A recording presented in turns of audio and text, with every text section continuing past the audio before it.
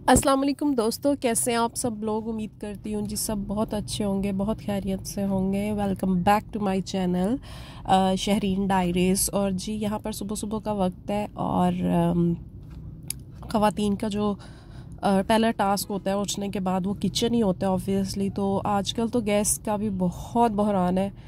पहले तो वैसे जहाँ हम रहते हैं पहले ऐसे नहीं था। वेल जी फ्रेंड्स, नाश्ता मैं कर चुकी हूँ, दूध बॉईल कर रही हूँ। ये आटा मट्टी में डालना है। ये मक्खन काफ़ी दिनों से निकला हुआ है और इसका घी बनाने का टाइम नहीं मिल रहा, तो बस अब इसको निकाल के रख लिया कि सामने पड़ा होगा तो जी पता होगा कि इसका घी निकालना है, तो इसको फिर रख दूँगी। एक्चुअली गैस इतनी शॉर्ट है कि समझ ही नहीं आती कि बंदा कौन सा काम करे और कौन सा ना करे। और अब तो ये कंपलसरी हो गया कि सिलेंडर जो है वो भरवाना है। अच्छा जी, खाना यहाँ पे हमारा तैयार था क्योंकि गैस फजर टाइम पे ज़्यादा होती है, तो अम्मी ने जी फजर टाइम पर ही उठ के हांडी बना ली हुई थी। चाय बना ली, रख ली थी, उबल गई थी, इसलिए बर्तन थोड़ा सा गंदा है तो इग्नोर कीजिएगा जी। और यहाँ पर मज़ीद मक्खन जो है वो रेडी है। ये फ्रीज़र में पड़ा हुआ था जी, तो बस इसको बाहर निकाल दिया है। ऑब्वियसली सबको ही पता है, सॉरी ये मक्खन नहीं है, ये मलाई है। और इस मलाई को जो है अब जाग लगानी है। बर्फ़ बनी हुई थी तो निकाल के इसलिए रख दिया कि जी बाहर निकालें, थोड़ी मेल्ट हो जाए। और उसके बाद जो है इसको जाग लगा देंगे और फिर इसमें से भी मक्खन निकालने। वैसे भी तो पहला मक्खन ही जो पड़ा हुआ है उसका ही घी नहीं बनाया और पीछे से ये भी आ जाएगा, लेकिन चलें काम तो फिर करने ही करने हैं, साथ जुड़ जाएंगे तो ज़्यादा मसला हो जाएगा। उसके बाद जी फ्रेंड्स, वैसे तो हमारा आटा जो है वो गांव से ही आता है, लेकिन जैसे आजकल मौसम बेहतर नहीं है तो कोई आने जाने वाला सीन नहीं है, तो हम लोग जी फिर उस सूरत में ये सनरिच का आटा यूज़ करते हैं। अच्छा, इसमें भी ना 3 कैटेगरीज होती हैं। एक ये सुपर फाइन आटा है, एक ये इसका चक्की आटा है और एक और भी इसकी कैटेगरी होती है। तो जो सुपर फाइन आटा है इसकी तो बिल्कुल वाइट रोटी बनती है। और जो इसकी एक और कैटेगरी है, अगर हम वो लेते हैं, मुझे उसका नाम नहीं याद आ रहा, तो उसकी बिल्कुल रेड सी रोटी बनती है, जैसे आपका जो देसी आटा होता है दाने लेके वो जो पिसवाने वाला सीन होता है वो उस तरह की है। तो बस जी हम लोग ना तो बिल्कुल ही ऐसे सफ़ेद वाली रोटी खाते हैं जो मैदे वाली होती है, और ना ही बिल्कुल ये बहुत ज़्यादा ब्राउन रोटी बनती है इससे। तो इस बार अम्मी कह रही थी कि चक्की आटा लेके आना है। ये इसकी ना एक मिड रेंज होती है कि ना बहुत ज़्यादा वाइट रोटी इससे बनती है और ना ही बहुत ज़्यादा जो है वो ब्राउन सी बनती है, और टेस्ट भी बड़ा अच्छा आ जाता है। तो ये कुछ जो है वो थोड़ा सा पड़ा हुआ था पहले से ही, जो सुपर फाइन आटा था, तो बस हमने वो भी इसमें डाल दिया। और इंशाल्लाह कोशिश यही होगी कि मौसम थोड़ा बेहतर हो ले और आने जाने में किसी को आसानी हो तो जी हम गांव से ही आटा मंगवाएं। उसके बाद जी यहाँ पर मेरी अम्मी ने मेरी भांजी को तैयार कर दिया, और इतनी सुबह सुबह मैं कह रही थी आपने इसे नला धुला के दुल्हन क्यों बनाया हुआ है, तो वो कह रही थी बस इसका ये ड्रेस मुझे अच्छा लग रहा था तो मैं इसे वेयर करवा के देखना चाह रही थी। और नो डाउट ये बहुत प्यारी लग रही थी माशाल्लाह। ये मेरे मामू ने इसे गिफ्ट किया हुआ है, तो जो मेरे मामू होंगे वो इसके नाना अबू लगेंगे क्योंकि ये मेरी भांजी है। हाँ, बस इतना लंबा रिश्ता है कि मैं खुद कंफ्यूज हो रही हूँ। अलबत्ता जी मतलब ये मेरे मामू हैं और फातिमा यानी मेरी भांजी जो है उसके नाना अबू लगे, तो उन्होंने ये गिफ्ट किया था और अम्मी ने इसे सुबह सुबह नहला धुला के जो है वेयर कर दिया था।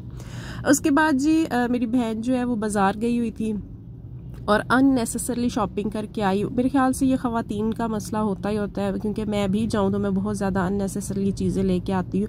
अब ये जितनी भी चीज़ें भी आप देख रहे हैं बर्तन, मुझे नहीं समझ आई कि ये क्यों लेके आई है। और मैंने जब इससे पूछा कि ये क्यों लेके आई हो तो इसके पास कोई पेटेंट जवाब नहीं था, तो इसने बोला कि मुझे ये अच्छे लग रहे थे इसलिए मैंने ले लिए।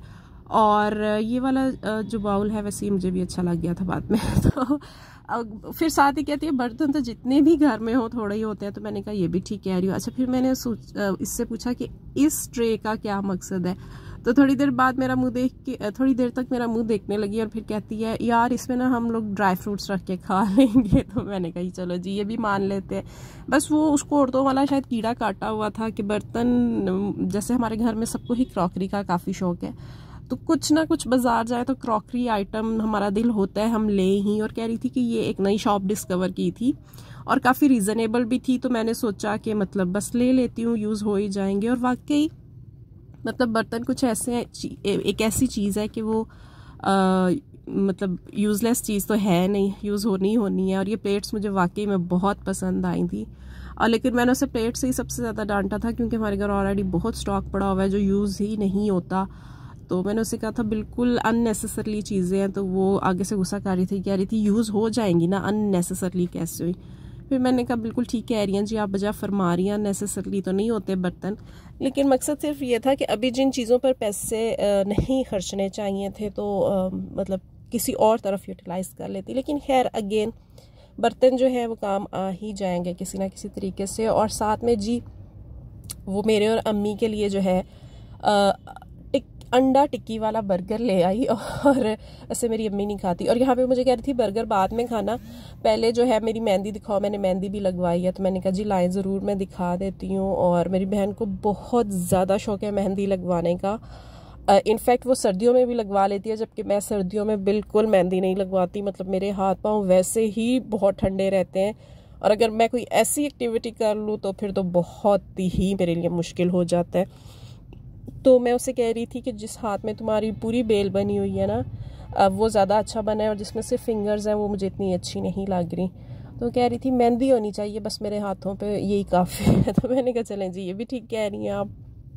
और वैसे ये अंडा टिक्की वाला बर्गर मुझे ख़ुद भी बहुत पसंद है, बहुत टाइम हो गया खाए हुए, मुझे पसंद है। लेकिन ज़ाहिर बात है अब वो हम लोग पिज़्ज़े और उस पर लग गए हुए हैं जिंगर पर, तो इसको बहुत कम इसकी याद आती है। लेकिन बहुत अच्छा बना हुआ था जिनका भी था, अब मुझे नहीं पता ये क्या लिखा हुआ है, ठहरें पता नहीं क्या लिखा हुआ है, मुझसे नहीं पढ़ा जा रहा।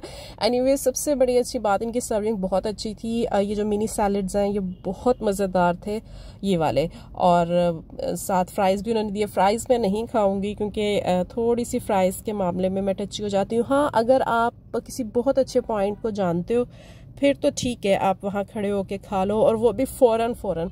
लेकिन चूँकि ये घर आ चुके हुए थे और काफ़ी ठंडे हो चुके हुए थे तो ये खाना मुझे सही नहीं लगा।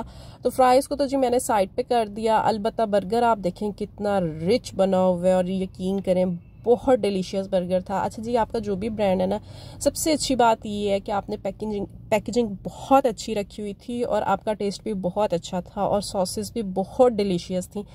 मतलब मैं इसको खा भी रही थी और मैं साथ साथ देख भी रही थी कि इसकी फिलिंग उन्होंने कितनी ज़बरदस्त की है।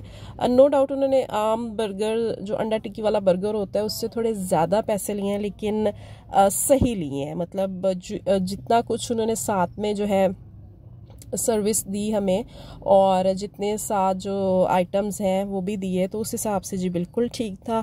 और फ्रेंड्स व्लॉग यहाँ पे होता है ख़त्म, और मैं अब हीटर सेकती हूँ। वैसे ये वाले हीटर ना एक ही बंदे को पूरे आते हैं, लेकिन आजकल यही चल रहे हैं क्योंकि गैस तो है नहीं, तो ये भी एक गनीमत है। और लाइट चली जाए तो फिर इनकी भी बड़ी कमी फील हो रही होती है। उम्मीद करती हूँ जी दोस्तों आपको आज की वीडियो अच्छी लगी होगी। वीडियो अच्छी लगी हो तो लाइक कर दें, चैनल पर नए हैं तो सब्सक्राइब कर दें भाई, प्लीज़ कर दें। और अब तो मैं क्या क्या भी थक गई हूँ। तो मैं इंशाल्लाह ताला नेक्स्ट वीडियो में आपको मिलूँगी, तब तक के लिए अल्लाह हाफिज़।